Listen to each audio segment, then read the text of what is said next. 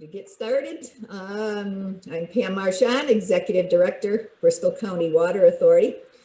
And we've got a Kickemuit reservoir with 2 dams on it.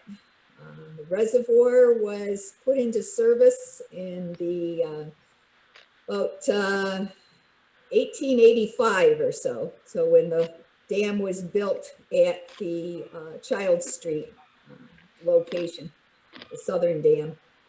And the average depth of the reservoir is only about 1.5 to 2 feet. So it's fairly shallow, was a stream bed, was under tidal influence at one time. And as our presenters will speak to you in a few minutes, it's still there under the reservoir. But the reservoir's had its issues over the years. Even in the 1800s, it was known for poor water quality. And so the treatment plant was built in 1908 to improve the water quality to the service to Warren and Bristol at that time. And the treatment plant has been in operation until 2011. So for an old plant, it was pretty remarkable. It did a fairly good job with poor water quality to begin with.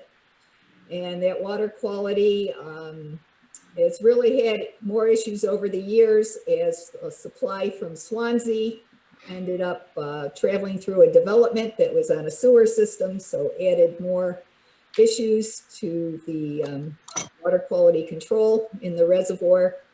And the supply issue, again, it was very shallow. There's the reservoirs that supply it from Massachusetts are very small, and there was a continuous struggle to be able to supply enough water to Bristol and Warren and eventually into Barrington. And so that's when Alan knows a lot more of this history. He was here then. He was with the Barrington Town Council looking at the water system and decided to take over the water system and invest in it to be able to create a better supply from, as it turned out, from Providence Water, built a pipeline under the bay with the idea of bringing in high quality, limitless, and for us, a supply of water. We're about 3.5 million gallons a day water system, and Providence can supply us 7.5 million gallons of water a day. So we were required to run the treatment plant and the Massachusetts systems to keep those viable just for backup supply and in emergency situations, which we did until 2011, 2012, when it really became prohibitive. The treatment plant needed a lot of work. The regulations had changed. It really needed to be replaced to be able to provide good quality water in a deteriorating supply. So at that same time, we started having issues with the upper dam. That was installed in 1960 to prevent salt water from getting into the upper reservoir so we could use it in an emergency.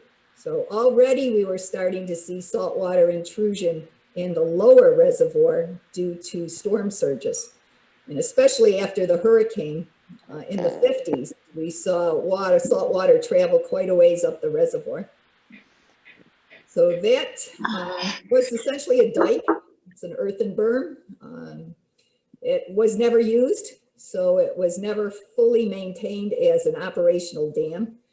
And in the 2016, the Rhode Island DEM took a look at it and decided we needed to do further maintenance on that dam. And so we hired PAR to take a look at it. We determined that it wasn't worth it. We don't need it, never used it. It's a liability. So we started pursuing the idea of removing the dam. So once we got into the studies for that, it was brought up, well, there's some issues if we remove that dam and still keep the lower dam, because it's not really helping the reservoir any, and it's causing would cause a little bit of flooding problems in the lower reservoir. So it was brought up, well, why don't we take a look at removing the lower reservoir, lower dam as well, and how does that affect the entire system? So Matt Belisle from Power Engineering has done a lot of work on this. We've done a lot of studies, and he's going to present some of that information today. And Wenley Ferguson from Save the Bay has been working with us and helping pursue all of this to be able to restore the area to a saltwater estuary. We're already seeing salt water in the reservoir, and we're starting already to see a conversion with fish and plants. So it's already underway. So we're looking at the best way of managing this and how can we set this up so it's a benefit to the environment, to the water board, and to the town as well.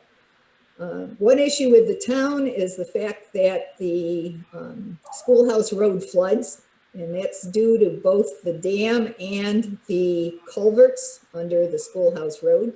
So we worked with the DEM on replacing those culverts so we can get a better flow through the system and reduce the flooding, as well as removing the dam at the same time. So that's a project that they're working on now. And we're in, right now, we've got all of our studies pretty much completed, and we're looking to submit the permits. So at this point, we wanted to have a public meeting and take any comments from anyone that's interested and answer any questions you may have.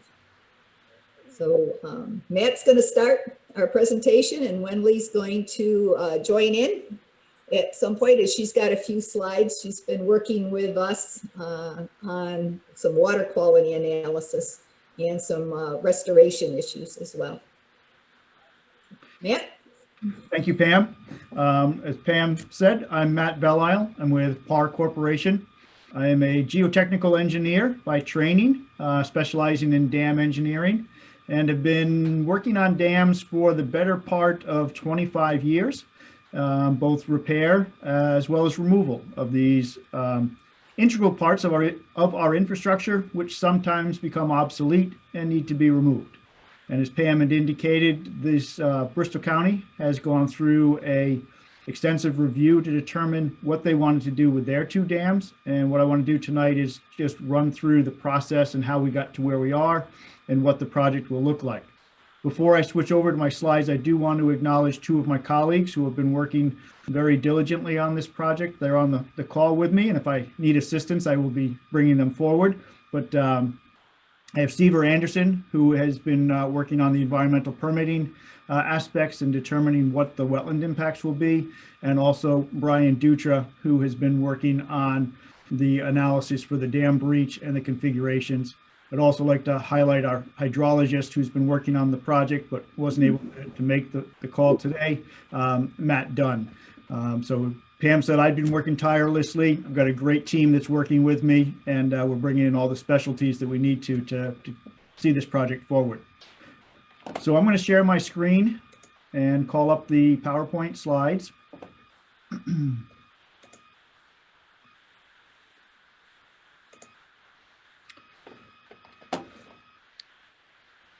Trust everyone can see the slides at this point? Yes. Great. Yes. Thank you.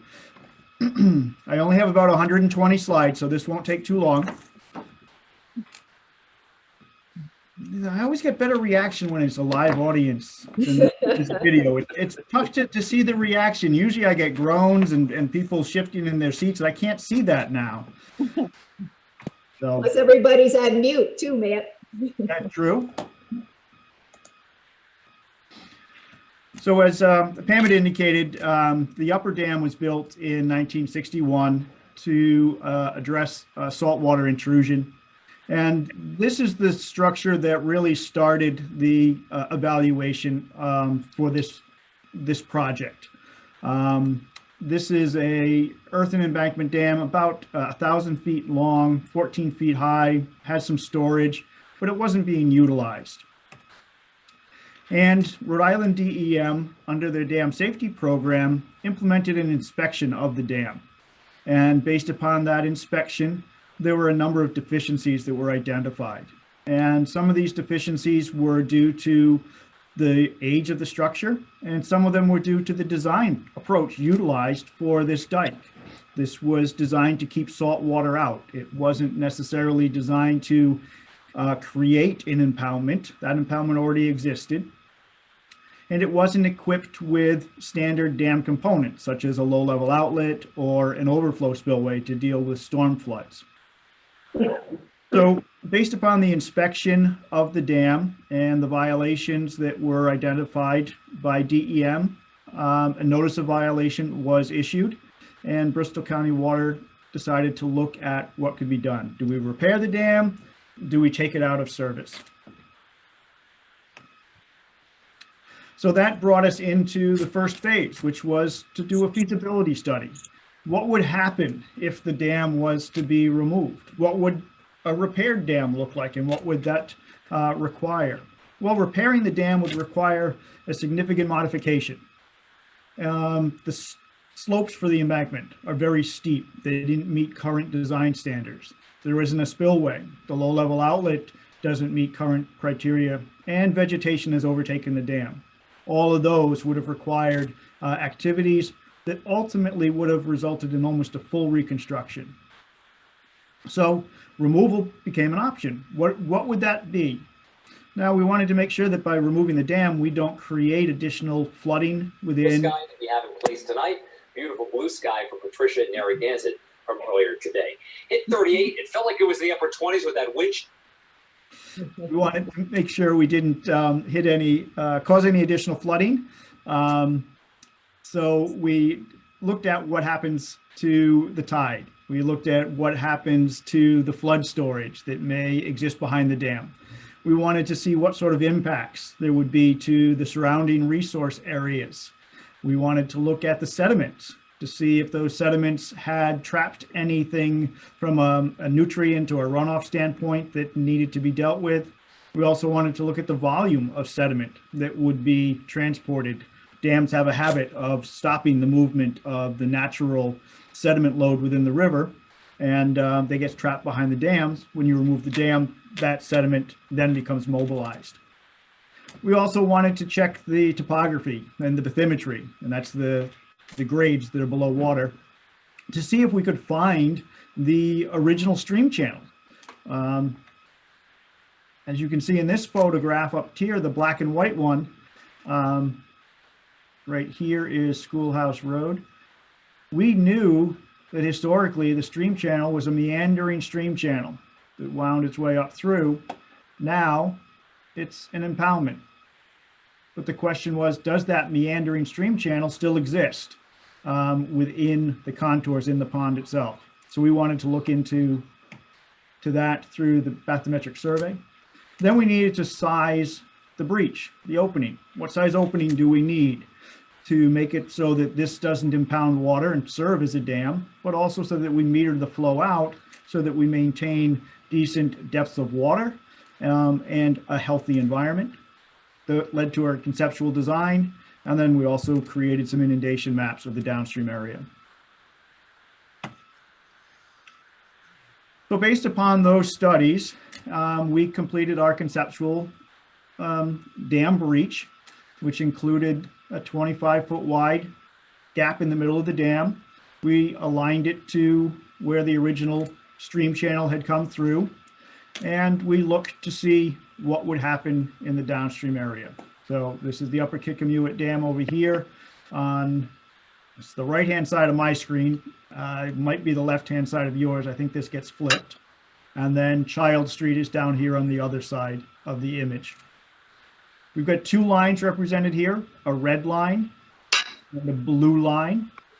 The red line represents flooding that would be expected during a significant storm event if just the upper dam were to be removed. And based upon that, we saw that it was going to step outside of the current limits of flooding that would occur. We looked at what could be done to alleviate that. And we found that by doing some off-site improvements, as they call them, we could mitigate some of that flooding. But that was a question, do we really want to get into that? Does Bristol County Water want to be doing those off-site improvements? and what sort of impacts would that have to our neighbors along the river. So we continued looking at what the flows were, and we saw that there would be increases in flow. Elevations would increase slightly during different storm events, but more significantly during a 500-year storm event, which is a pretty large storm. If you think about the flooding that we had in 2010 due to that storm, that was a 500-year flood event. Represents about just under 10 inches of rain in a 24-hour period of time. So we continued to look at different hydraulic scenarios to determine what we could work with. We developed some opinions of cost as to what those offsite improvements as well as the work at the dam itself would cost. We would be looking at building a flood wall along Serpentine Road. And I think the last time we met in a public fashion such as this, we were talking about that scenario, as well as installing a berm at the Waterview condominiums. Now, just for reference, that's not a elevated hill. It wouldn't have impacted any of the views or accessibilities from the condominium complex. It just would have extended the back lawn area at the grade up by the condominiums and brought that over to the river so that that lawn area as it is now wouldn't flood. Putting that all together came to a price tag of about $1.5 to $1.7 million. Started looking at, okay, how does that compare to dam rehabilitation? The dam rehabilitation is about $1.5 million plus ongoing operations and maintenance. So there wasn't really any savings to repair the dam, and removal would eliminate a potential hazard and return a free-flowing environment. But we were still concerned about those off-site improvements. So we looked to what's causing the elevated water levels. And one of the things that was keeping the water high was the pond level created by the lower Kickemuit Dam. These two dams work in series with each other to keep the freshwater levels at a slightly higher elevation because of their fixed weirs, the crest elevation.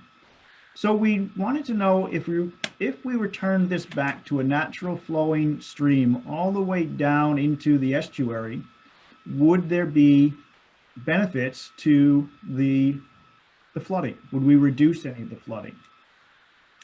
And what we found was, yes, it would. And I'll get into that a little bit more. There was one other piece, and Pam had mentioned it, and I want to touch upon it before we get down into the lower. In order to remove the upper Kickemuit Dam, we also needed to improve the culverts that pass underneath Schoolhouse Road. Right now, those are a combination of 1824 and a 36-inch culvert. I believe there are 6 of them that pass underneath the roadway. Many of them are in significant disrepair. They were corrugated metal, which has collapsed. They're clogged, and they really do limit the amount of flow that can pass from upstream to downstream. So through our analysis, we looked at resizing those culverts so that there was a free flow of water. And by improving those culverts and raising the roadway slightly in that area, which does dip down, we're able to address some, I'll call it secondary flooding that occurs along Schoolhouse Road. Schoolhouse Road is an evacuation route. So by doing that, we're adding to the benefit of this project and improving accessibility during flood and storm events for both emergency vehicles and for residents to evacuate if need be, or to return during those storm events. So that project is currently being undertaken by Rhode Island DOT. We met with them last week. They are in their permitting phase to permit the replacement of those culverts, which have been sized for the future work, which would be removing of the dam. So this is a real good collaborative project between Bristol County Water Authority and Rhode Island DOT, so that one project doesn't impact the other one and that they're both moving forward with the other in mind, so that at the end of the day, we have a nice comprehensive project. So with that, I want to move back now to the lower Kickemuit. And, this dam, as Pam indicated, was built in the late 1800s, specifically for water supply. It's not quite as long, not quite as tall. It does have 20 tide gates. It does have a low level outlet. A fish ladder was added about a decade ago, but it has been abandoned as a water supply. And right now, tidal events overtop the dam itself and flow backwards through. Wenley will get into some of the water quality issues that have been measured during this study period. But the dam itself has generally outlived its usefulness.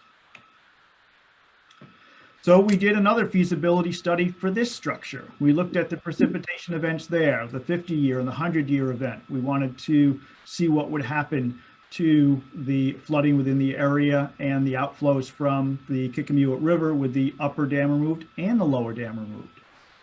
We did additional sediment testing to see what may be accumulated in this sediment. We also wanted to look at what would happen to the water wells along Serpentine Road. We wanted to make sure that those impacts were understood and could be anticipated. And what we found from a sediment testing standpoint is that there are some areas of elevated copper due to historic water treatment that will need to be addressed, but this removal will enable that sediment, which is in the upper 6 inches or so, to be removed and handled. The water wells, we did identify 22 wells on record with Rhode Island DOT, but there are likely some older wells that aren't necessarily on record with not DOT, the Department of Health, and that we will be looking at doing water quality testing once the dams are removed to verify that there have not been any degradation to the water supply for those private residences. We also wanted to look to see that if the dam was providing any storm surge protection. This would be the lower dam. It backs up to the lower reaches of the Kickemuit, which are 100% tidally influenced. And there's question about, does this dam provide additional benefits? So we ran through elevations, and what we determined was no, it doesn't. And what was interesting was in October of 2019, so just over a year ago, there was a large king tide that had a measured water surface elevation of 5.55. And the top of the gates at the lower Kickemuit are at 5.6 feet. We did see water splashing over, but we have evidence of water flowing backwards through the tide gates as well. Those are normal tidal events. Those aren't even storm driven. Once you get into the storm events, the 10-year, the 20-year, the 50 and the 100-year, the water surface elevation far exceeds the elevation of the dam itself. And you're looking at water that is just going to bypass and go right over the top of the dam. So what it was able to show us is that there is no benefit provided by this dam for keeping any of the storm surge, the coastal surges, out of the Kickemuit River. We're also able to see that there is flooding that comes in from the west from Belcher's Cove. Yes, Belcher's Cove, that also contributes to flooding along Serpentine Road, and that is not impacted by what's happening at the Kickemuit, but that is also something that would need to be considered. So long and short, the dams as they're constructed do not provide any additional protection from a flood or a coastal storm event. So we looked at now this combined project, and we noted a number of benefits. It removes the hazards posed by the upper dam. It addresses the flooding along Schoolhouse Road. It restores tidal flow through the lower reservoir, and it removes the impediment at the lower dam. It doesn't increase any of the flooding along Serpentine Road or at the condominium complex. It enables a salt marsh restoration for natural resiliency, and it will include sediment management to remove sediments of concern and to nourish the sediment-starved areas downstream. cost. Well, the cost has gone up, now taking out 2 structures and dealing with sediment from two impoundments. So it just about doubled, went to about up to $2.4 million, hopefully closer to 2 million. But when you start looking at the cost to do improvements at the lower Kickemuit Dam, in addition to the cost for the upper Kickemuit Dam, the costs seem to balance out. And then by maintaining both dams, you still have the ongoing maintenance and operation, as well as the hazards that they both represent. Based upon that, Bristol County Water Authority is looking to move forward with this full project, which becomes the removal of the lower, the removal of the upper, and the improvement of the culverts under Schoolhouse Road. So we modeled a number of scenarios, and I put this up here because I want you to see where they are, and you're going to see condition 6 referenced in some of the figures, and that's because that was the last condition, and that's the condition that represents both dams being removed. But to get there, we had to go through a number of other scenarios, which were the existing conditions, looking at just the upper, looking at just Schoolhouse Road, looking at the upper dam and the culvert, and then looking at both dams with no culvert replacement, and then the final one, which is both dams removed and the culvert. So coming down here into the preferred approach, which is the full project, you can see that we looked at a sunny day, which is what we had today, a 1-year storm event, a 10-year, 25, and 100-year storm event. And the numbers in green, those represent where water surface elevations are less, will be less than they are today. And the orange represents numbers where you will see a slight increase within the projected water surface elevation. Most of these low ones, they're within the accuracy of the model itself. They represent negligible increase. At these larger ones, you're seeing less than 1.5 feet of increase, but still within the hydraulic openings at Child Street. And most of this water surface elevation is due to the presence of Child Street itself, which does act as a slight barrier for the water as it moves out. But again, this whole stretch now becomes tidal, and the water will ebb and flow with the natural tide. So we did inundation modeling. The red this time represents the existing conditions. The blue line represents proposed conditions. And you can see that we're actually pulling it in. It's going to be less flooding in many of these areas. You can see up here at the upper dam, this has been reduced significantly. And this is for a sunny day event. This doesn't represent significant storms. This represents a storm event. This is the 100-year storm event. You can see under the 100-year, you're projected to have significant flooding across Schoolhouse Road into this complex over here, coming out into this wetland complex. And then even along the condominium complex, the current model shows that you're going to have some water intruding onto that lawn area. With this proposed project, that's all brought under control. It's pulled back in, and you'll end up with less flooding as a result of this project. Hi, Matthew. This is Bob Batello on Serpent Seafood.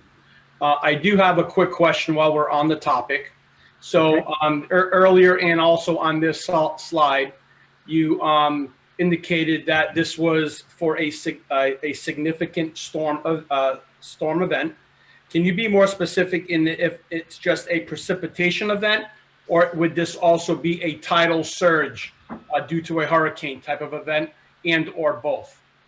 This is due to a 100-year precipitation event, but we modeled it through the full tidal sequence, so it goes through both high and low tides. We did not put the combination of the storm surge and the precipitation, because we've already determined that the storm surge due to a hurricane event is going to overtop the lower dam and be having the flooding that's predicted for those coastal events itself. So at that point, the precipitation event really does not contribute significantly. It's the tidal event which becomes the damaging event. Oh, correct. And so in that aspect, in the modeling, have you guys also modeled out what the worst case scenario is in terms of a high tide storm surge due to a hurricane without the lower and north dam? We did not, again, because we determined that the lower dam doesn't impede any of that tidal movement during those storm events. So removing the dam isn't going to impact that. So we didn't model that. What becomes the critical events are the precipitation events and timing those against the high tide.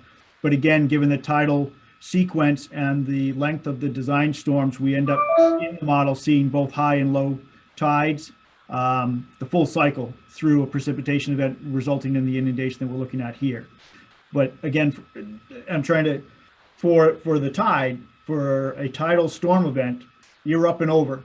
And the precipitation, while it will add fresh water to it, the tide is already over and it doesn't exacerbate it. Thank you.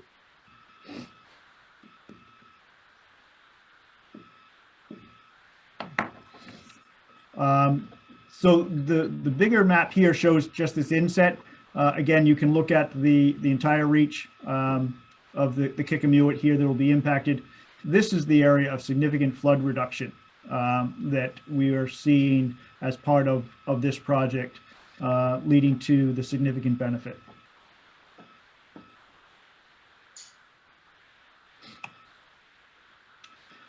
So we are now getting ready to submit our permit applications. We have refined our concept design, which was a pretty industrial looking trapezoidal cut through the embankment. We're now finessing it to try to blend it into the natural topography. We have worked with Save the Bay to look at what would be ideal from an estuary and salt tolerant approach, because now we'll have salt water moving its way up through here. This is the location of the upper dam.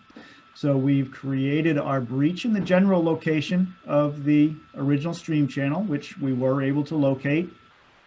And we've also created a nice wide plateau here to support salt marsh.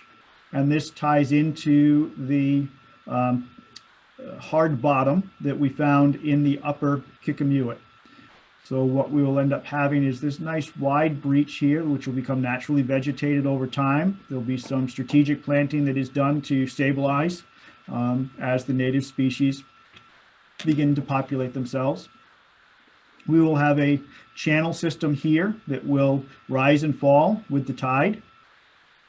We will have a bottom of the channel at about -3 from an elevation standpoint, and that correlates to the elevation down at Child Street, so that we won't have impediment of flow moving back and forth. And we will see water levels again rise and fall and move up into the upper impoundment. On this figure here, we show the depths that are currently existing in the impoundment. The dark blue represent those areas of deeper water right now. You can see off to this side here, water levels start to get shallower. This dark represents the remnants of the original stream channel. And we anticipate that during this project, the original stream channel will recarve itself. The sediments are pretty soft. Water likes to flow where it's familiar with. So it's going to carve its way down, and it will create this new system. We will be collecting the sediments down in this lower pond here, so that then they can be removed. And for this structure, most of them will have to be transported away. We will dry them on site and then transport them properly. But there'll be nice organic material, and hopefully they'll all get converted into a nice loam product locally for reuse. This is the proposed scenario in the upper dam itself. Here is Schoolhouse Road. Here's that lower pond. Here's the deeper section, and you can see the new stream channel, which is anticipated to meander its way on up to the Kickemuit. This area here will be shallower and will become more of a marsh area. Unfortunately, this figure does flip a little bit. So this is Schoolhouse Road now on this side. This is the dam itself. This represents the breach through the dam. The dark blue represents your tidal channel.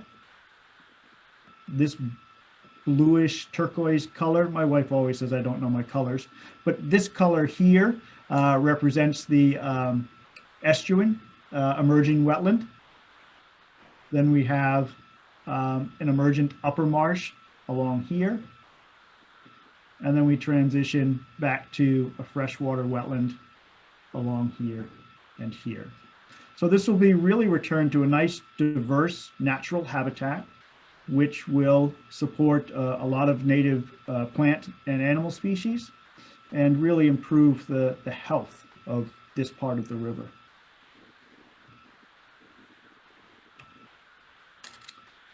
We developed similar approaches for the lower Kickemuit. The lower dam is the big concrete spillway section with the steel tide gates on top of it. Then you've got a fish ladder off to the side, and you have earthen embankments to the left and the right.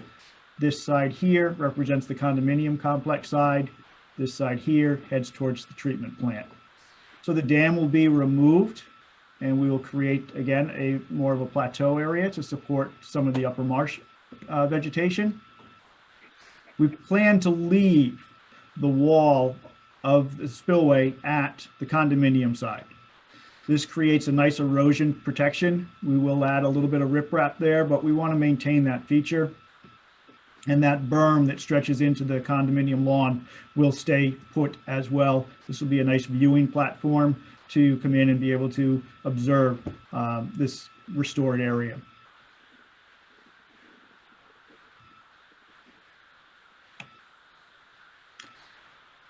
Similarly, here are the contours that are expected. This represents your existing conditions. You can see your deeper water here, but as Pam indicated, it's still not deep by comparison. It's a couple feet deep, but that does represent where you will have that. And then it does transition, and you can see the remnants of the meandering channel heading on up towards Schoolhouse Road.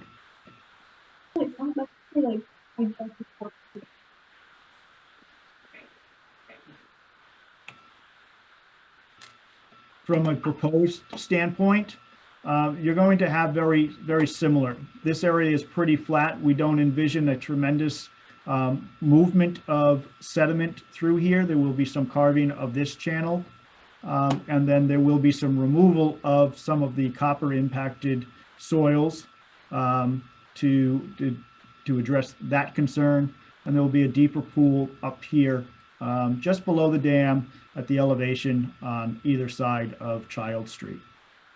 So this again will become a nice natural flushing tidal river.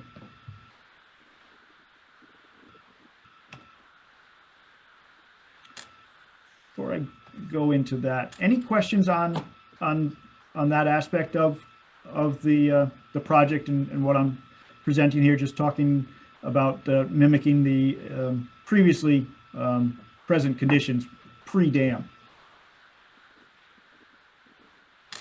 Matt, I did get a question about the size of the culverts that the DOT is putting in. We've been working with them. Do you know what the final size design was? Yeah, they are basically 10 by 8 culverts. They're 10 by 10s, but the bottom 2 feet is buried so that they have a natural channel. There will be 3 of them at 10 by 10 size.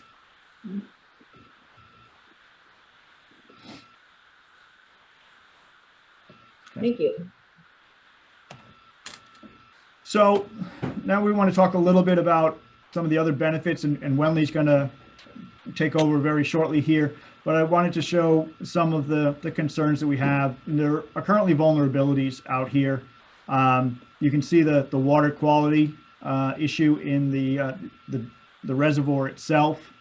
This is in the lower reservoir during the heat of the summer. We've got some emerging invasive species, I believe, over here. Wendy will talk a little bit about that. And then this picture here, you're actually having water flowing in the opposite direction as anticipated over here. And we've got salt water that is intruding into the ponded area of the system. So this is the lower Kickemuit. This is heading out towards Child Street.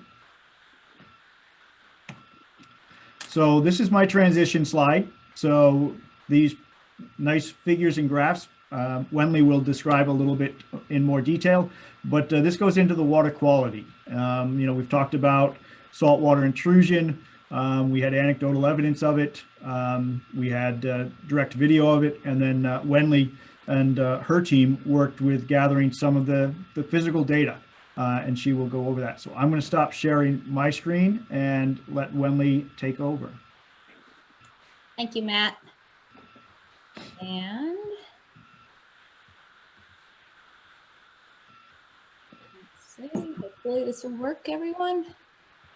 And I also want to acknowledge tonight on the call is Jim Turek with NOAA, and he works for the NOAA Restoration Center, and we're lucky in Rhode Island to have him live in Rhode Island, and his office is in Narragansett, and he works in this southeastern New England and down into New York State. And I've worked with Jim on multiple dam removal and fish passage projects over the years, and we have looked to NOAA for funding for some of the work here. And he has been able to provide us also technical assistance, and I'll go into some of the sediment sampling that he conducted, and maybe he could chime in as well. So we're really lucky to have technical expertise from NOAA working with us on this project. So over a year ago, I was chatting with Pam Marchand and Ken Booth before he retired, and was suggesting it would be great to have some water quality data of the impoundment. Of course, Bristol County Water has been monitoring the impoundment as a drinking water supply. But now that it's an abandoned water supply, we're looking more at the conditions, the ecological conditions, and specifically, we're very interested in the salinity levels.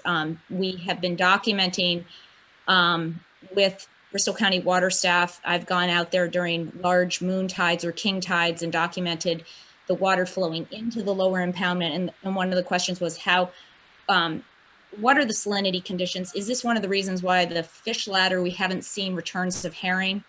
And our hypothesis was, yes, the impoundment is, the lower impoundment is brackish in nature. I did not do this monitoring at all. I did the training of Bristol County water staff, and they don't need much training because this is what they do for a living. But I worked with Bristol County Water. We worked with the Watershed Watch program down at URI, and I was able to help facilitate developing the monitoring plan and getting the gear, and we learned how to do it together. I went out a couple times, I guess overall 3 times with, here we have Jared in the top in the kayak, George looking like he's about to get his boot wet, and Jim in the lower left photo. And there were others that worked with us. So we monitored starting in the summer, 3 different sites as part of the URI Watershed Watch program at Child Street, at the Kickemuit, so the estuary itself, right at the water intake structure at the lower Kickemuit impoundment, as well as at the upstream side of the upper Kickemuit impoundment. We didn't get a boat out onto the upper Kickemuit, so that was a shore-based site. And then Bristol County Water was able to purchase a water quality multi-parameter meter to monitor. You can lower into the water and monitor oxygen, salinity, temperature. And they went by boat every 2 weeks and sampled these 5 sites on the lower Kickemuit River. So, and we don't, unfortunately, Watershed Watch has not gotten us all the data. They thought they were going to be able to get it to us by today's meeting, but we do have the water quality data that was collected by the probe, and this was the data collected from those 5 points by boat. And on the left of the graph is the salinity going from 0 to 25 parts per thousand. So we think of Narragansett Bay in the 25 to 30 parts per thousand. And as the summer progressed and the drought worsened, you could see how the salinity levels all the way up to Schoolhouse Road. So KR5, this blue line, is at almost just downstream of Schoolhouse Road. Salinity levels were just shy of 20 parts per thousand, and in the rest of the impoundment, they were above 20 parts per thousand. So that hypothesis that the lower impoundment has converted to a brackish system is documented here, at least in the summer months during lower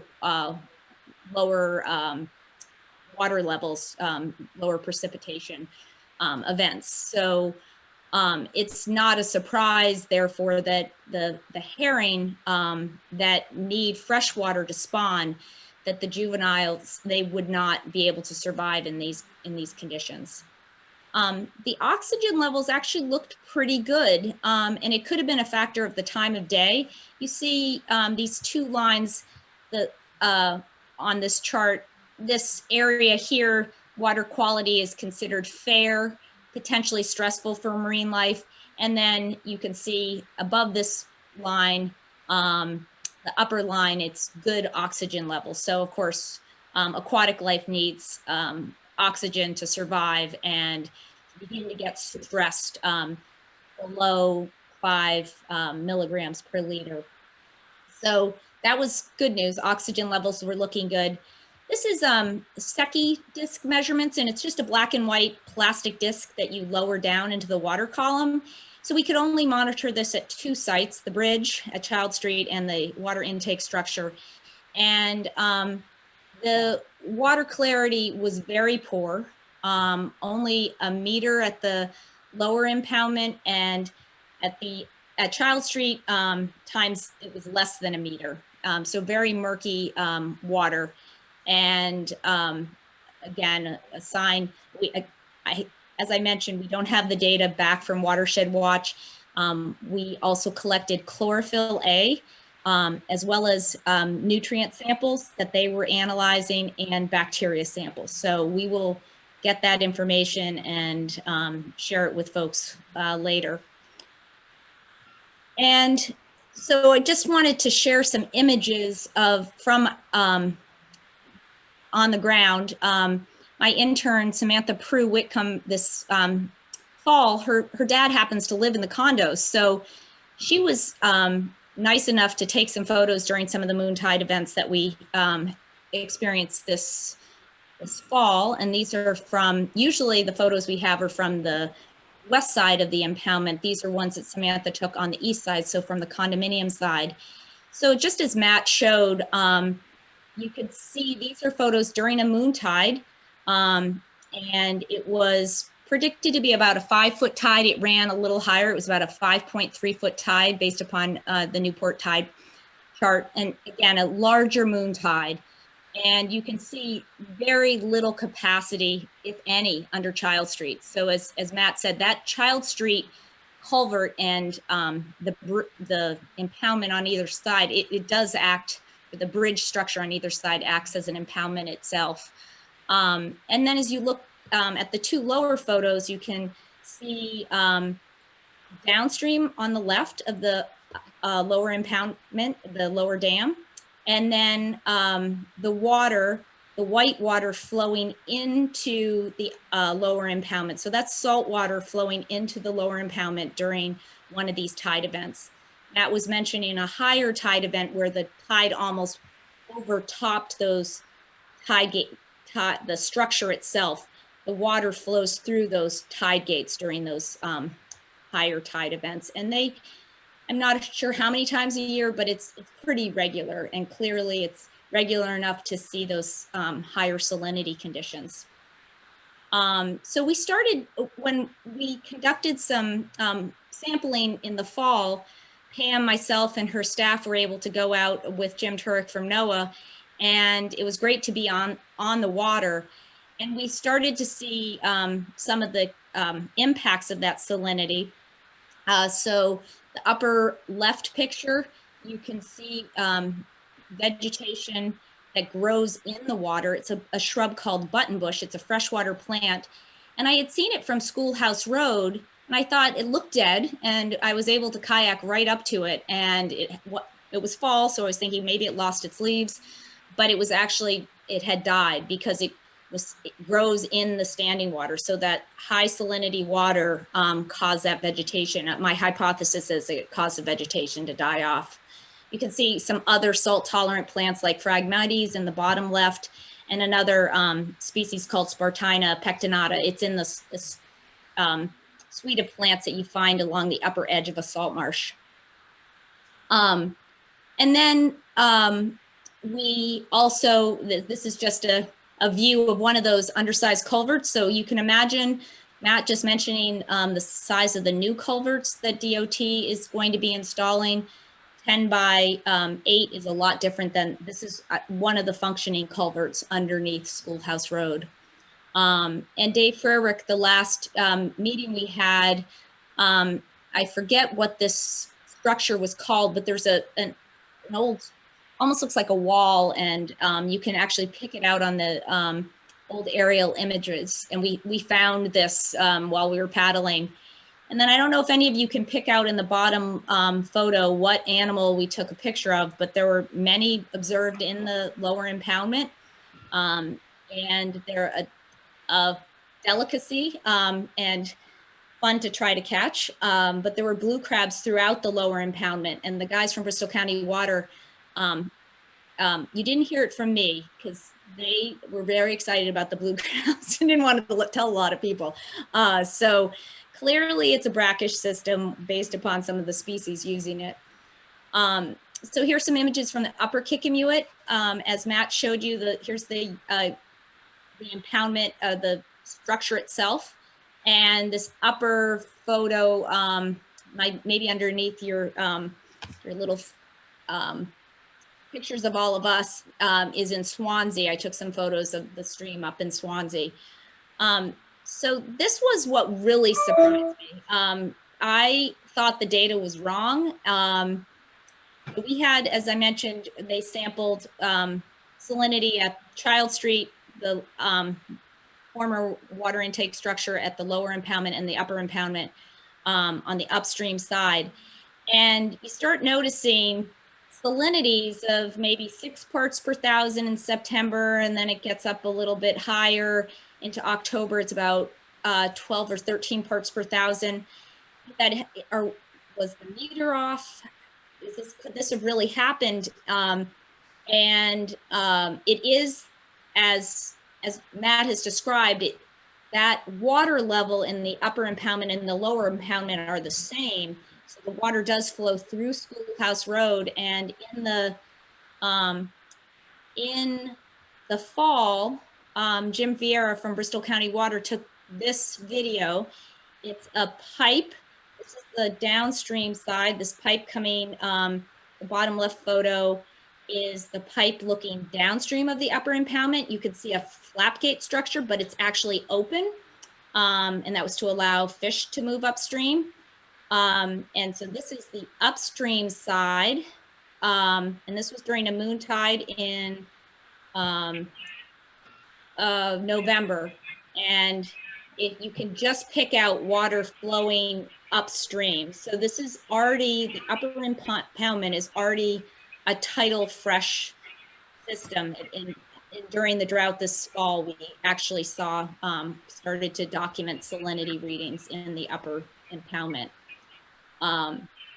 So the other thing I wanted to note is that, again, during the drought, this is a pretty small watershed.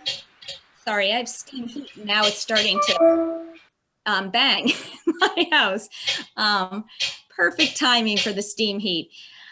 So because of the small watershed there, these are pretty small tributaries entering the upper impoundment. And the one up in the Smoke Rise Height neighborhood, when I went there in October, this is the stream bed in the upper left, and it was actually dry. So it was quite a year drought-wise, and we definitely saw impacts in the Kickemuit. And for those of you who are interested, this tool called Storm Tools, it was developed by URI, and you can just Google Storm Tools Rhode Island, and it basically shares with us these scenarios that we've been discussing. The yellow, you can click on, this is all about how sea level rise will affect your property. So it's meant for the public. So I just clicked on 1 foot, which is the yellow. And 1 foot of sea level rise is basically those king tides that we see, multiple times a year. That's what 1 foot of sea level rise will be, what the tidal height will be daily with 1 foot of sea level rise. And that's that yellow area. So again, it's not a surprise that that tidal influence was going all the way up into the upper Kickemuit impoundment. And then the blue shows the 2 feet of sea level rise. So it just further highlights how low in elevation this watershed is. And going back about 5 years, I worked in partnership with CRMC on some maps looking at how sea level rise will affect the ability of marshes to migrate. And this model didn't take into consideration the dams. It was just looking at the elevation of the Red Maple Swamp area adjacent to the upper Kickemuit, and it highlights how low in elevation these brown areas are, what they predicted where the marsh will be with 3 feet of sea level rise. So this is a rougher model, but it kind of again highlights that if there were no dams, that if we did nothing, this would be converting to salt marsh, and we're already seeing some conversion in the lower dam of or change in the vegetation in the lower impoundment due to the salinity levels. So Jim Turek, and Jim, if you want to chime in here, he helped us with doing some sediment cores in the lower impoundment back in the fall.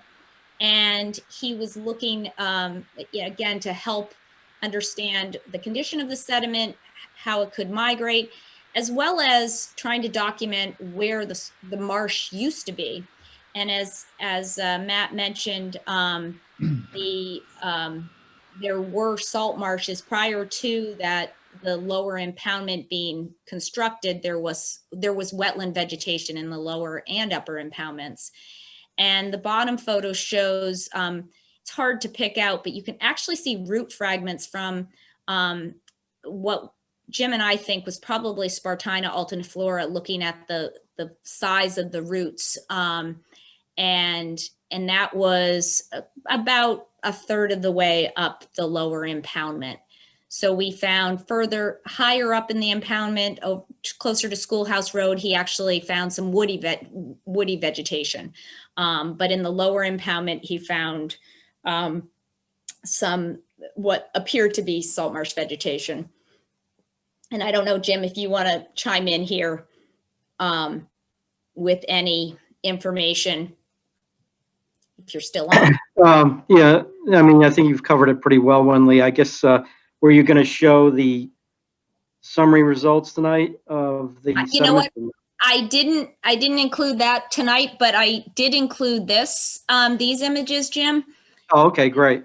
And this is another project that Jim provided technical assistance on over in Wareham, Massachusetts. And this is the road heading out to Route 25 over to the canal on the Cape. There's 195, and the dam removal, I think, was about there. I tried to estimate that, Jim. So this was a project that it was a head of tide dam removal that just occurred. If Jim, you wanted to speak to it. Yeah, I mean, basically this was a dam very similar in height as the lower Kickemuit, on the order of about 5 feet or so. At the dam was located at the head of tide. It had been in place for many decades.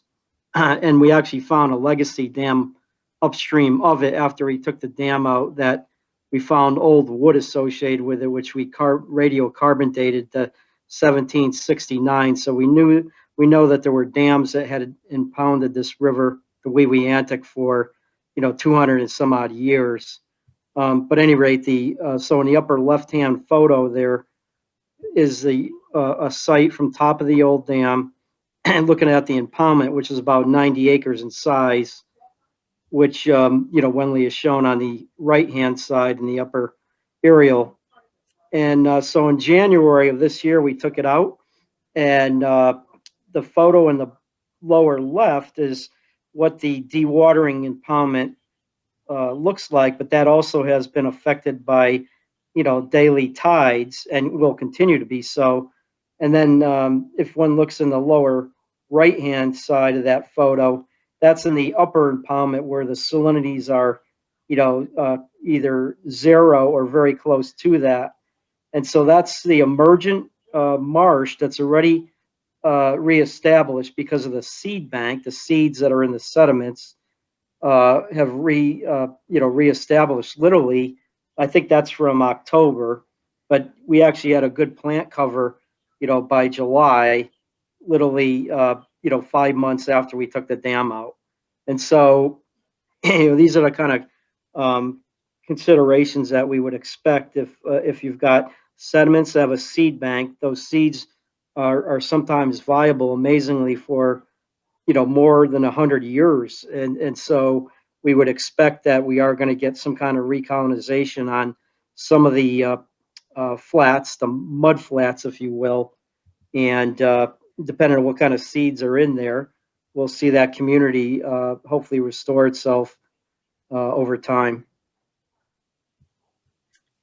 And that is my last slide. So I really appreciate, Jim, that you tuned in tonight and provided your expertise. And not only was I excited because Jim's been involved in many dam removals, but when he had this other project that was very similar in nature in literally the next watershed over east of Narragansett Bay, this is a great opportunity for him to share lessons learned from that project and apply it to the Kickemuit. So thank you, Jim. And I will pass it back to you, Matt. Mhm. Thank you, Wenley. Just have a couple more slides to share, and it's just to let you all know what our next steps are. So I'm going to share my screen here. So where we are today is, as I indicated, we're in the permitting phase. Rhode Island DOT has already started their culvert permitting process. We had a meeting last week to go over some questions there. We are submitting to Rhode Island DEM at the end of this month, beginning of next month. And we've already had preliminary meetings with DEM, and we've spoken to CRMC, and we've spoken with the Army Corps of Engineers, and generally all are in support of the project, but we need to go through the process and get the paperwork filed and have the review process. So those applications will be going in end of this year, beginning of next year, and then that process will start. The Bristol County Water Authority will also be going through a water designation change that's expected to occur in January as the water supplies, or the former water supplies, are no longer utilized due to water quality.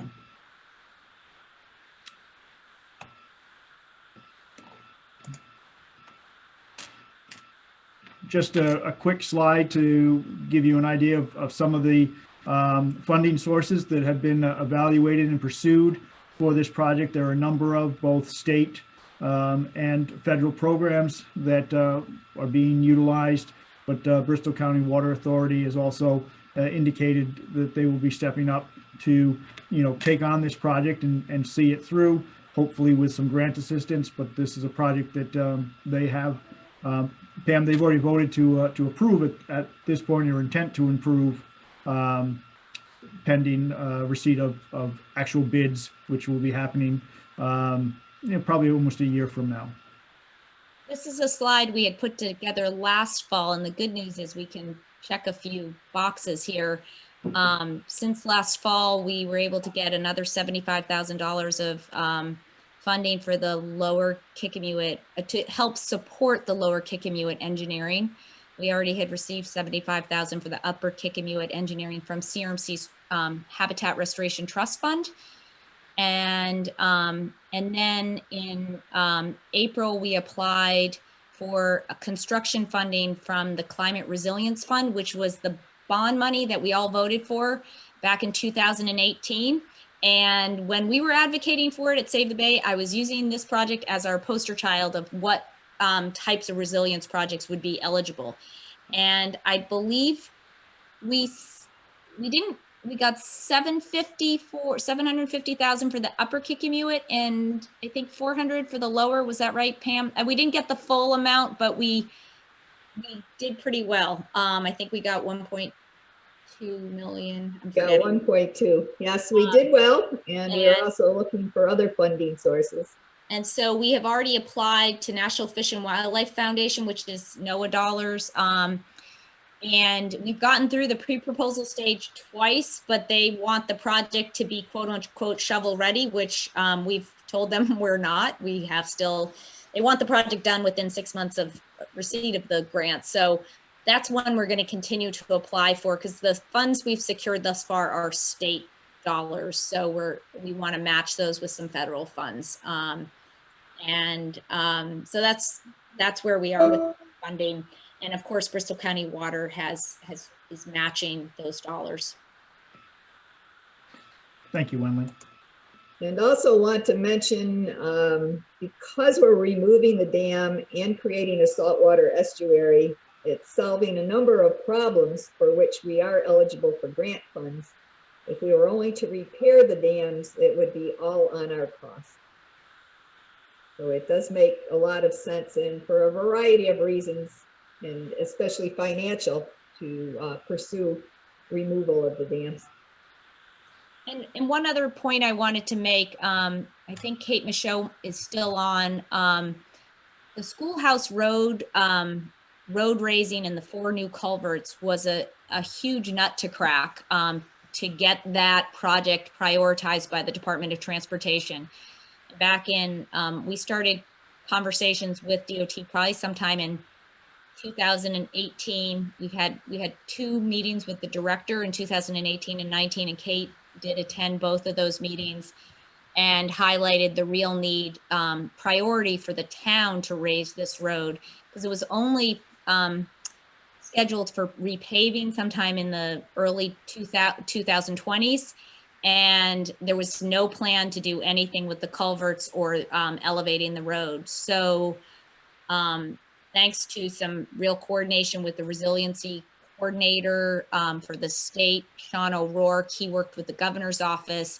Kate really applied local pressure, and we were able to show the real need for doing this project in coordination with DOT. So thank you, Kate, for helping move that piece forward. Yes, thank you, Kate, and thank you, Wenley. At this point, Pam, do we want to open up for additional questions? Yes, definitely. If anyone has any questions or something else we need to look into? Hi, Matthew. This is Bob Vitello on Serpentine Road. So on one of your earlier slides that you demonstrated, there were several remediation options for the for Serpentine Road. So I'm going to assume at this point that the lowest point of Serpentine Road is at and or about the bottom of the full channel cable television entry, 43 Serpentine Road and 39 Serpentine Road. There were 2 resilient strategies for that. One was you defined as a flood wall, and then there was another proposed proposal for raising the grade of Serpentine Road. So at this point in the presentation, I don't believe that has been clearly articulated as to which solution is being identified and being brought forward towards engineering. Yep, those scenarios were being looked at if we were only removing the upper dam where the predicted flood levels would exceed those that are seen today. By removing the lower dam and improving the culvert work, the predicted flooding or predicted water surface elevation will not flood over the Serpentine Road elevation. So there will be no improvements proposed for Serpentine Road, as there will be no adverse impacts as a result of the dam removal. Our understanding is there's currently some drainage concerns along Serpentine Road coming from the upland runoff and the drainage structures that currently pass underneath Serpentine Road, but those aren't part of this project, and that flooding is caused by another source altogether, which is coming in from that western side and is considered upland flooding. There's a history of that within the town itself. So yes, we ran through those scenarios, but again, because that flooding and those improvements weren't really in the best interest of this project, an alternate approach was done, and that was to take out the lower dam so that flooding doesn't occur. Okay, now, so in the removal of that lower dam, so that leads me to my next question.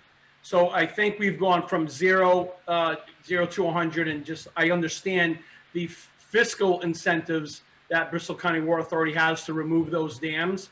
So has any studies been conducted to identify potentially mitigating the southern dam and reinforcing and or raising it? So it's better to have and not need than to not have. So where appropriate sluice gates would be engineered and the height could be raised to allow water flow both in the north and southward flow momentum. Has that study been conducted? We did look at, again, the benefits that the lower dam would provide from a sea level rise or from a storm surge scenario. And given the flatness along Child Street and the elevation of all of the surrounding areas, just raising the dam itself would have no benefit to keeping the tidal storm surges or any of the tidal events out of this area itself. And then also, as Pam showed in one of her figures, you do have that flooding that comes along from that northwest area that actually floods from the backside of the area itself. So yes, there was consideration into that. It was looked into, and it was determined that the value would be negligible. Okay, so now with the one of your slides indicated that there was a red line and blue line. So obviously the line on that mapping, it's fairly difficult to view, but it is approaching the road. That part of Serpentine Road on the east side of grade is privately owned, and that is my property.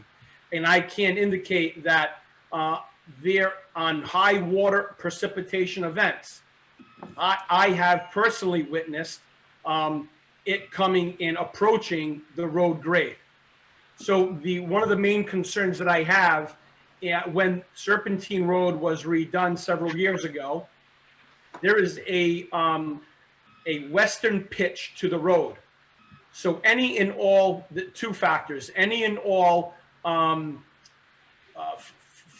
tidal flooding or precipitation events ends up flowing westward. And as you mentioned, getting trapped between the bottom of my road, bottom of my property, and in between the road, where naturally the road should have been graded towards the east to allow water runoff into the river. So, and currently what I'm hearing is, because that's not in the interest of the project, that is not going to be put into scope. But from my perspective is, from a fire, life safety, and evacuation standpoint, the threshold of error here is extremely tight. but the impact and consequence that it would have for generations to come on my side would be high. So those are, I think I would like to have a closer understanding of that. And furthermore, I'm not sure if there's going to be any dredging being taken place, and if so, how much. But the other aspect is, if there's no proposed grade work to be done on Serpentine Road, I do know that several this may be the last community in Warren that does not have a water main, not necessarily for drinking or for emergency purposes in terms of fire suppression and hydrants. So currently the fire department utilizes this fresh water supply with manual pumps as a contingency for fire suppression. And I have been notified, and I've been speaking with some of the firefighters, I should say, that their preference is that salt water would negatively affect their equipment, trucks, pumps, and potentially have some increased reoccurring overhead to their maintenance and equipment. So has any discussion been taking place to potentially run a subsurface main while you guys are dredging to provide the community with that emergency services support? There's no active dredging, or there's minimal active dredging that's anticipated. Most of it will be to the natural migration of the sediment to form those natural channels. The dredging in the sense will be to remove some of the copper impacted soils, but there's not a deep dredge anticipated, given that the natural hard bottom and the original stream channels are still quite identifiable within the system. As far as the water main goes, there haven't been any specific studies to that. I know Bristol County Water had looked into it at one point, but at this point it has not been considered as part of this project. And there are not any anticipated improvements to Serpentine Road to be incorporated into this project at this time.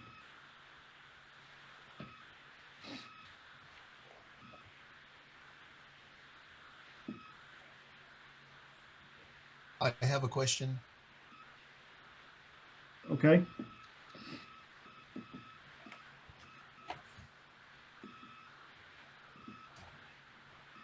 Dave? Oh, okay, I didn't know. Yeah, I'm wondering if there's been any exploration of the possibility of kayaking and canoeing, and also the culverts, would they be big enough for people to go through to get, you know, from one body of water to another? They launched below the nursing home that's down there. It's quite a popular spot to launch a kayak. But would there be any possibility of kayaking through the culverts into, you know, to transverse up to the other end of the reservoir? It's really beautiful back there. I would think there would be. They're going to be 10 feet wide and about 8 feet tall. You know, during tidal events, you may have less clearance, but they should be passable by a kayak. Personally, I've gone through a 42-inch pipe to get into the upper reaches of areas that are beautiful. So I think a 10 by 8 should work out well for us. Yeah, I think it would really open up this area for people to have, you know, a different view of nature and wildlife going up through that area. It's just breathtaking. Yeah, it should open it all up very nicely and be a nice view from a kayaking standpoint. You could see some of the views that that Wenley had right now with the kayak. Once it's restored, I think it's going to be very nice. Thank you very much. Mr. Ben? Hi, my name is Andrew Ben. I'm here representing the president of Waterview Condominiums, representing the 200 plus unit owners who live there. And I just want to bring the concerns of the residents who live there. We've had an open meeting about this proposed project, and the overwhelming majority of people are extremely concerned, and most are opposed to the removal of the lower dam on Child Street. No one seems to have any issue with the upper dam on Schoolhouse Road because of the flooding that's taken place there for years. So, but they are concerned about the removal of the lower dam on Child Street, mostly due to the elevation issues between the Kickemuit River backflow and what is currently the reservoir. We did see the pictures that were part of the presentation, but as noted in the presentation, those pictures were taken at extreme moon tide, extreme moon high tide. That happens a handful of times a year. The flow that you saw in those pictures happens a handful of times per year. And even then, it only lasts literally an hour. And then it's back to its typical height, which is, I was there this morning at 8:30 this morning at high tide, and there is several feet elevation difference. So the residents are concerned about the removal of the dam. It would be nice to create a saltwater marsh or a saltwater estuary, as it's called, but they're fearful of it becoming a swamp. And they're fearful of their property not being water view, but swamp view. And, you know, even the pictures that were part of this presentation of the Wareham Dam project, the before and the after, is what they're concerned about. There's water in what we call the reservoir now, but the removal of that lower dam, there will be no upflow from the Kickemuit River unless extreme moon tides or tidal surges during hurricanes. I've owned at Waterview for over 25 years. I don't actually even live there, but I live on the Kickemuit River in Bristol for the last 48 years. And I can tell you that there's never been a tidal surge that is in my lifetime that has gone over the top of the dam. So over Child Street, sure, we get tidal surges, but not high enough to flood Child Street and stop traffic there. So that is the concern of and I'm representing the unit owners. So I wanted to bring their concerns, but just want to let you know that that is their concerns, is that there won't be enough saltwater ebb and flow from the Kickemuit River because of the elevation difference. Sure, there'll be some, but that's their concern. Okay. One of the things to bear in mind is that the Kickemuit River will continue to flow freshwater, and there will be, you know, that flow that will be occurring during the low tide period. So you won't have a lack of water through the system. You know, during drought conditions, it will be lower. During spring conditions, it will be higher. And then you will have the tide that will come back in. So, yeah, we understand there will be ebb and flow, and it will be a natural environment very similar to what was there, you know, several decades ago. But we've heard your concerns, and we'll make note of them. Thank you.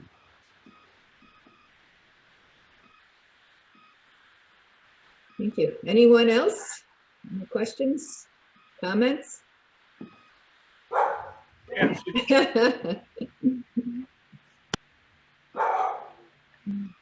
Hi there, this is Daniel Howe. I live at 19 Serpentine Road. I had a question about the vegetation on either side of the Kickemuit, particularly, but not only on Water Authority-owned lands.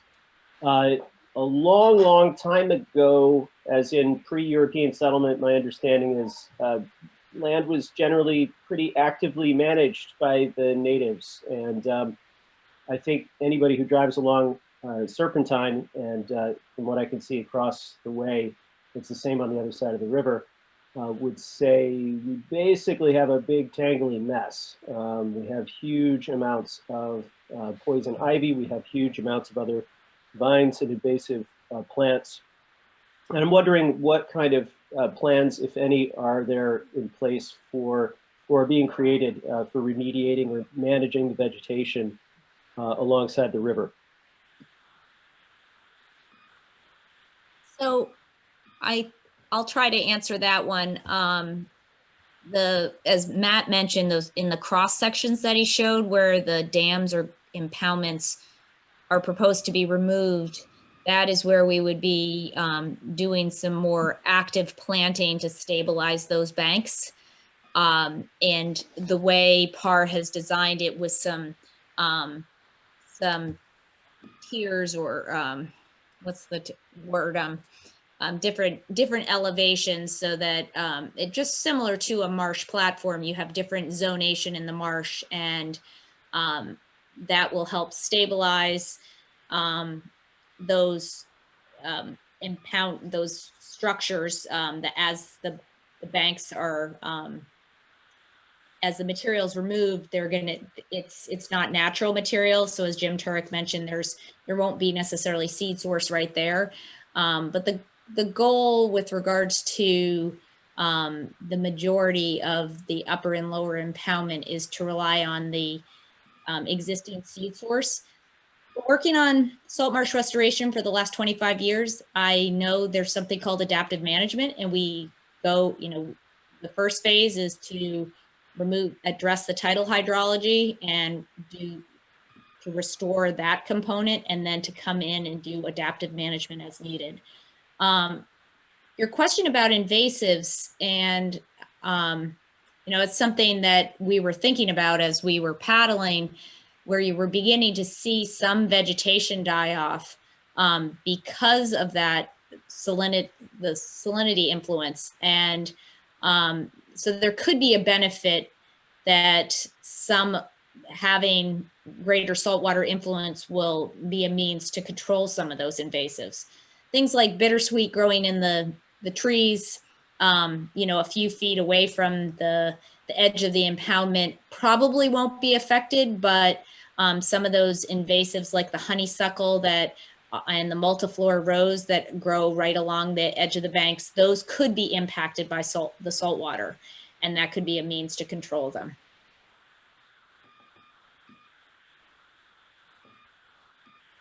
Thank you.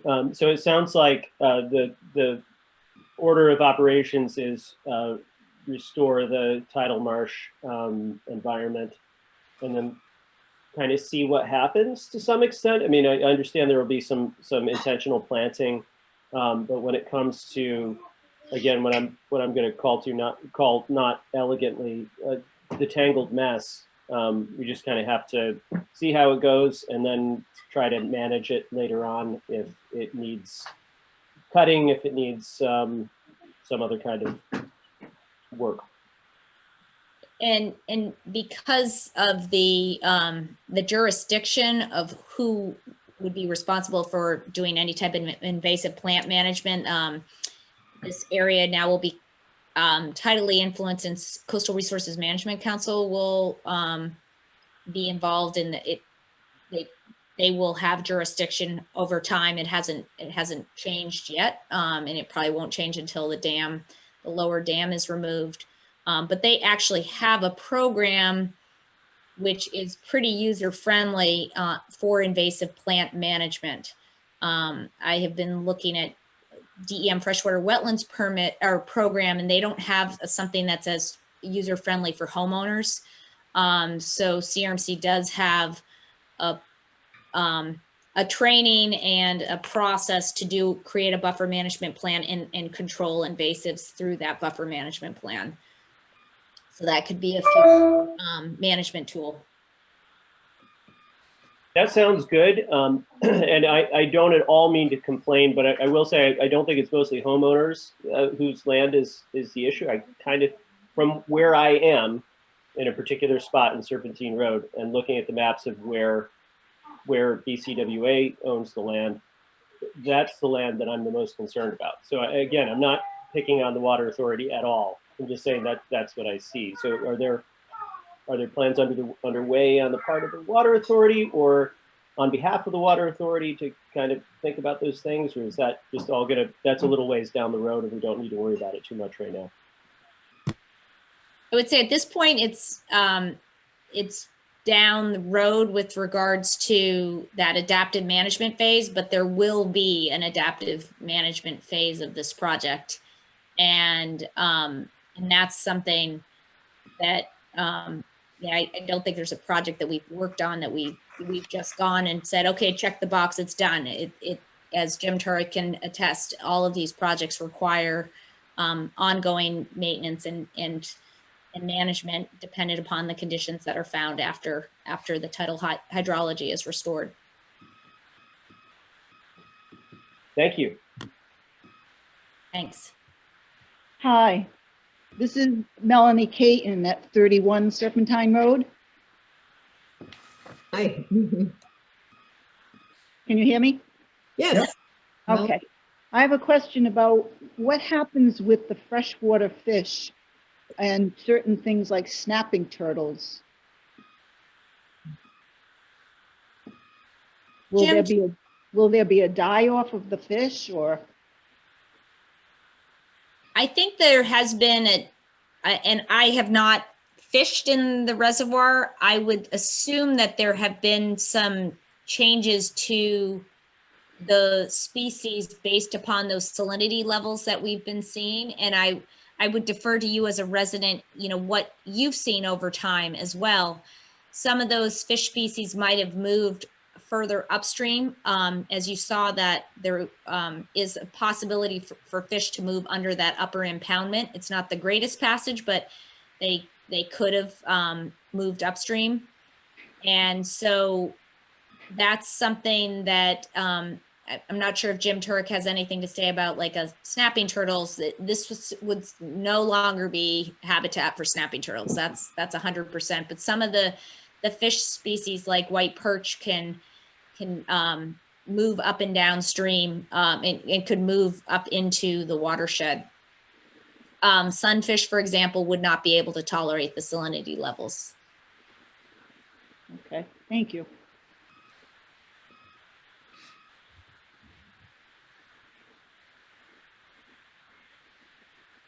Any others? Okay. Bob Vitello once again. So I do have another kind of a continuation of my initial question in terms of the engineering on Serpentine Road in front of 39 and 43, the low point of Serpentine Road. So the couple of things that I've been looking at, and on Wendy Ferguson's presentation, she demonstrated that there was a rough model called the URI model. I forgot the specific name to it, but on the lines that it was showing indicated that there is a breach of Serpentine Road and elements of my front property as categorized as potential marsh zone under that model. And there is a deviation between the PARI model and that model, which brings it to my next question. PARI engineering models take in consideration culverts underneath Serpentine Road and ultimately tidal surge, ebb and flow that now my front property and all of which on Serpentine Road would be susceptible to if they do have the culvert infrastructure in place, because as those tides rise, those current culverts are not one-way check valves and will introduce water into my front lawn, hence making it a swamp and or marsh, hence ultimately negatively impacting the hay and cultivation of the farm and or farms along Serpentine Road, especially the way the road is graded. Short answer, yes, we're aware of the culverts that extend underneath Serpentine Road, and those have been accounted for. So if they've been accounted for in the engineering, so what is to prohibit the salt water from flowing through those culverts into my property? During those storm events that are visible on that storm tools plan that was in Wenley's presentation, you could see that the water was coming actually from the backside of your property, coming across during those very extreme storm events. And also some of those figures represented potential sea level rise for 1 and 3 foot rises in sea level elevation. They don't represent all of the conditions that are out there today. So I will put in the chat, and I'm just looking, I just zoomed into Storm Tools. It's Storm Tools for Beginners, because that works. That's just perfect for me, since I'm not a modeler like Matt and his crew. And there's the link in the chat. And that was solely versus PAR's more detailed modeling, which looked at precipitation events, because the focus was, you know, trying to reduce flooding during precipitation events. The storm tools predict sea level rise scenarios. And they include, I think it's 1, 3, and 5.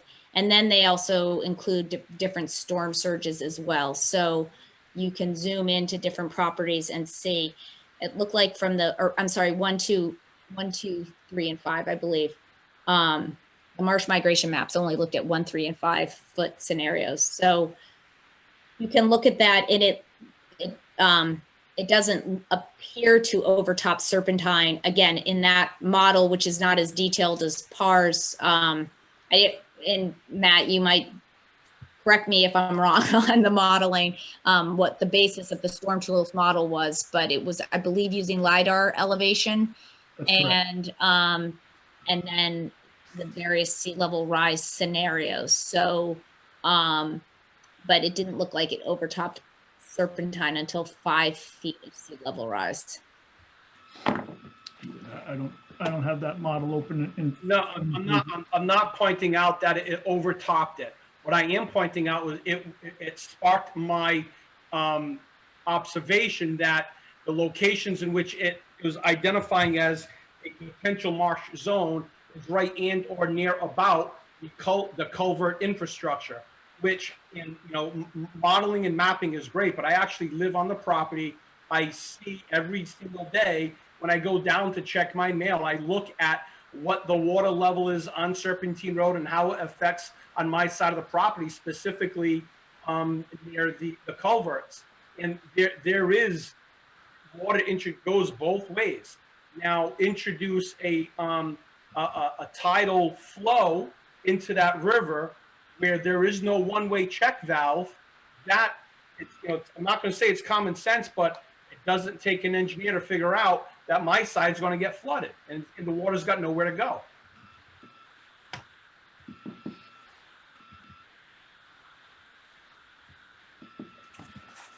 We'll look into it further, and look at what the culverts are doing at your property. That's Thank you. I appreciate it, and please feel free to contact me at any time, and I'll be happy to point out what I know and what I see.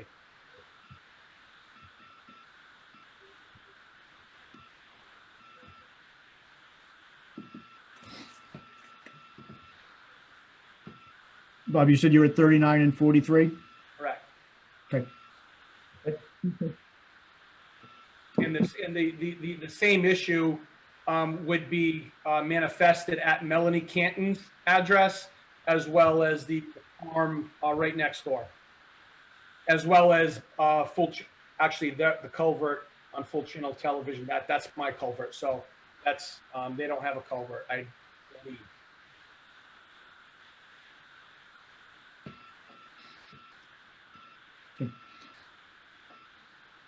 Any other questions? No, I'm good. Thank you very much for hearing my questions out. So at this time, based on the kind of the organic flooding issue that I have, number one, I do agree that this project can't really have one dam without the other, whether it's a north dam or south dam. For it to have some type of give and take, I think both of them definitely need to come out. It would be my wish that a southern dam would be reinforced and or elevated or raised to provide some type of degree or protection, or if the concept was to reduce the salinity exposure from the Narragansett Bay into the river. I do believe that much of the freshwater habitat is going to be sacrificed for an already abundant saltwater habitat that we have within Rhode Island. there is a very, very tight and close threshold in terms of base flood elevation lines in relation to the modeling, and that the culvert and engineering along the lowest points of Serpentine Road, which will transcend across several property owners, I do believe does require closer engineering. And until I can see what those mitigation proposals are, I'm not at this time proposed to, I don't at this time support the project. But again, I do want to remain hopeful and cooperative to achieve that means and end. Okay. Well, thank you all for your comments and your questions. We've got a little bit of investigation to do, and we'll get back to you. And I want to thank you all for attending and for listening to our presentation. And hopefully we can move forward to make this a successful project. Thank you, Matt and Wenley. Thank you all for all your time. Instead of going to a holiday party this year, you get to hear us speak. Thank you all. Thank you. Thank Right, you. thank you. And again, if you ever have any questions, you can reach me at Bristol County Water. Thank you. All right, take care.